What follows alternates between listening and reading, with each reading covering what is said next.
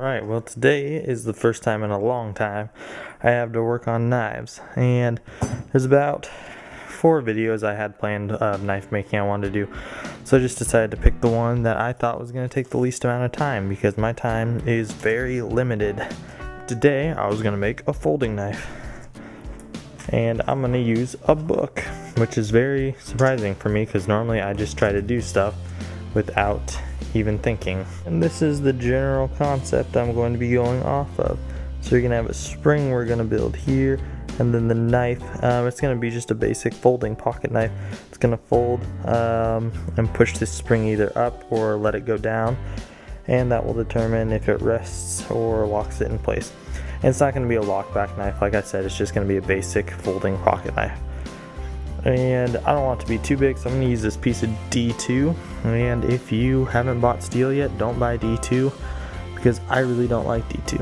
I'm going to take about 4 inches of it. You can see it's got a split here, so one side's going to be the spring and the other side's going to be a blade. And right at this second back line is where I'm going to be cutting it, and then I'll be cutting it probably right in this crack right there, and I'll explain that more as I'm cutting it. And then I'm gonna have to cut it again right here, and I'm actually gonna put a mark there because that's gonna be the back of this. Okay, so I finally just got everything set up. I had to change all the belts on my belt sanders, so I have this 4" by 32 and my 1" by something, I don't really know. And then my angle grinder disc is really low, so I'm thinking I'm gonna go change that too. But anyway, I'm gonna put it in the vise, and first thing I'm gonna do is I'm gonna cut it vertically or horizontally. I don't know. I'm gonna cut it this way, straight down. I guess that is vertically from how I'm holding it, but from the way I'll be cutting it, it'll be horizontally. And then I'm gonna cut this back part once I get it down close enough. I'm gonna look at the picture a little bit more, and then I'll show it to you when I'm done. Always wear protection, because you don't want to breathe this stuff. It's not good.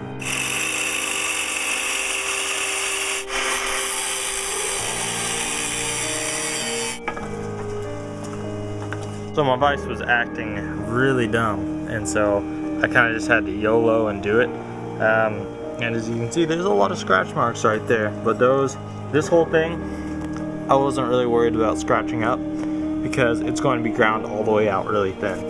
Whereas this one is going to be the blade, so I had to be a lot more careful with that one. And sorry, my mask keeps hitting my face. Anyway, I'm going to start grinding them on the belt sanders now.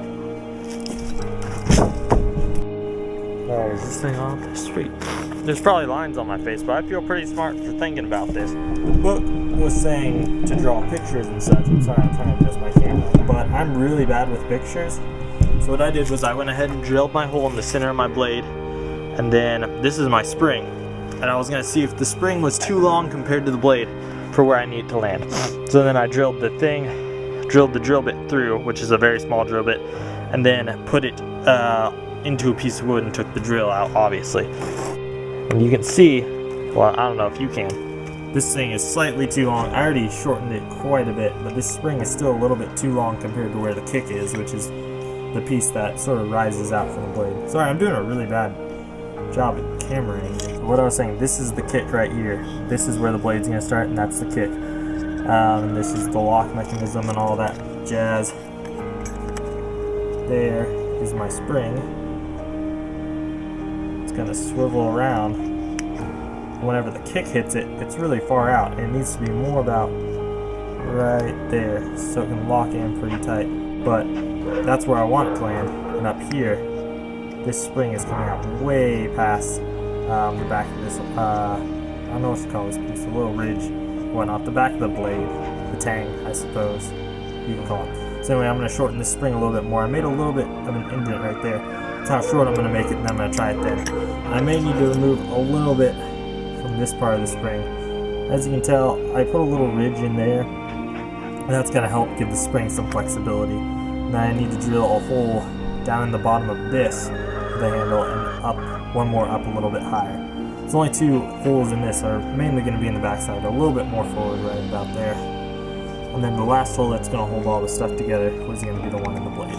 Finally got this to land perfectly, and then obviously on that pivot point it's going to come around, flip up, there'll be more pressure down on the spring, but it's really hot right now because I just finished grinding it. And anyway, I am just really excited. I'm going to heat treat this now and hope that goes well. I can do any final adjustments with my Dremel tool.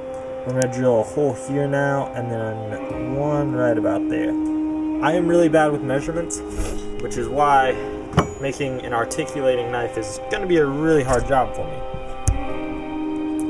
Like I said earlier, actually I don't even know if I did say earlier, this is my first ever folding knife. Right now I'm just happy with this progress. If this completely fails, at least I got practice on making this part, because these two pieces are obviously the most important. So what I'm going to do is drill those holes, put a blade on this knife, because right now it's just the shape of the blade, it's blank. But I'm going to put the blade on it, and then I'm going to heat treat it, and that's probably all I'll have to do today, because I have to go to my actual job.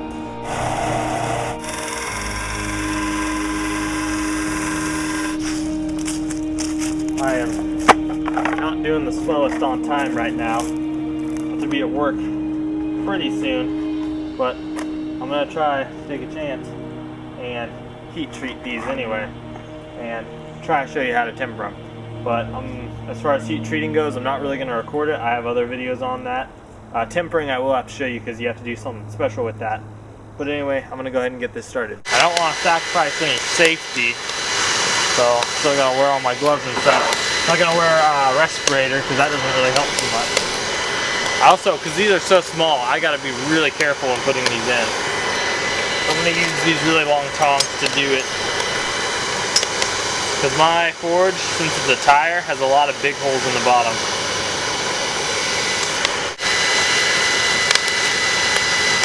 Okay, I just gotta wait.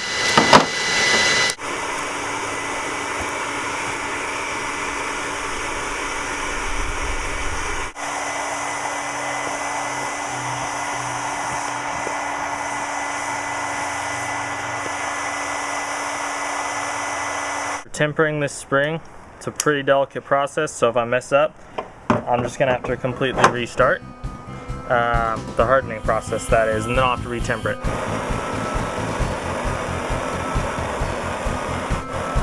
I think I got it. Oh, it's kind of hard to tell. I'm just gonna have to go with this and just try it. What it's supposed to be is a sapphire blue. It's kind of purple back here, but where I really need the blue was right in here. And you can see it pretty good right there, which is right on the point where I need it, where that little black mark is. And I hope my microphone's not bad, but it's pretty nice sapphire blue right there, which is the really critical point where I needed it. So we're just gonna have to wait and see once I assemble it and see if I did it right. Oven's at 345 degrees Fahrenheit. I just drop it in there and bake it for, say, 30 minutes. Maybe I'll do a little longer after I check it. Normally what I do is intervals of 45 minutes, let it cool, and then I do 45 more minutes. Because the time restraint's right now, I'm just going to try 30 and see how it looks. Because it's D2, I'm doing 345 degrees. I don't really know, I'm still experimenting with this metal, but I'm thinking that that's what works best. Last time I did it like this, my knife was sharp enough to carve nails without breaking, so I'm assuming it works pretty well, but we'll have to see for this knife specifically.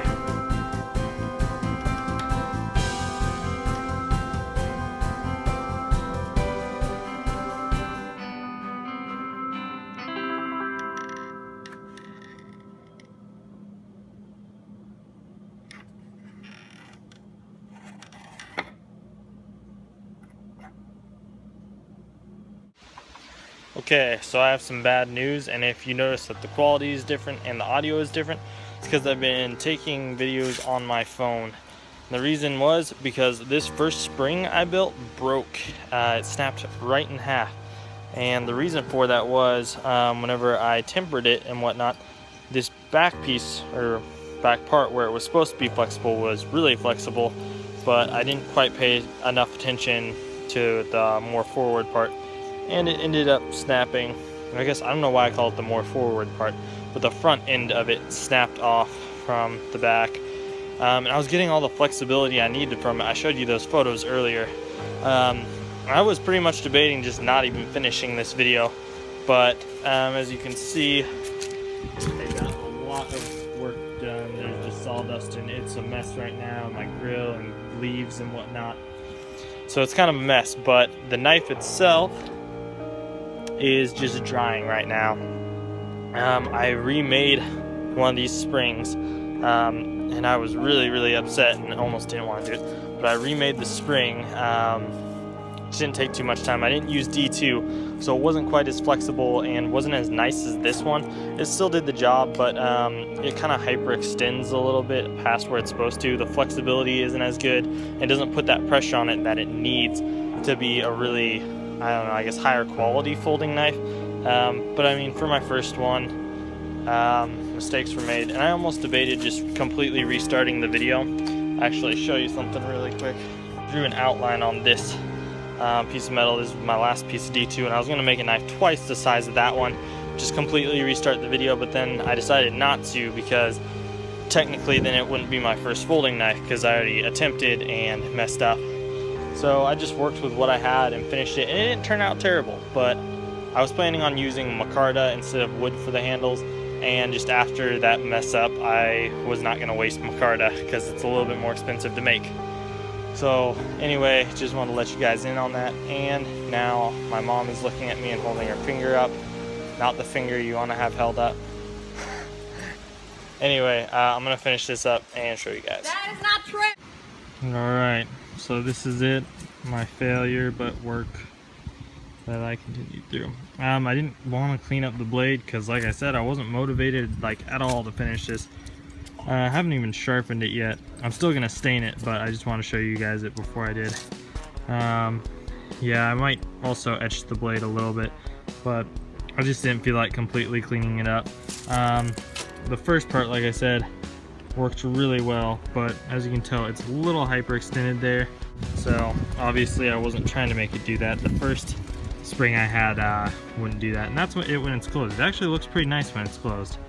So I am proud of that. The handles don't look terrible, I don't think. I got some nice grooves on them, but like I said, I wanted to do micarta originally, and it's kind of hard to open with one hand on my body. And then there it is, open again. Doesn't shake at all, but it's just your average pocket knife. It doesn't lock in the back, and this is just putting tension on the back, like I said earlier.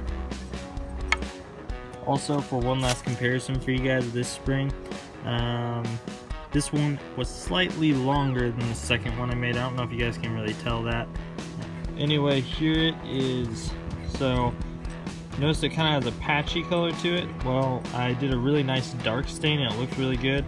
I thought it was completely dry, so I sprayed some clear gloss on it out of a can, and for some reason that melted off all the dark stain, so that was a mistake, but it kind of actually gave it a nice aged wood look, at least I think. I almost dropped it there.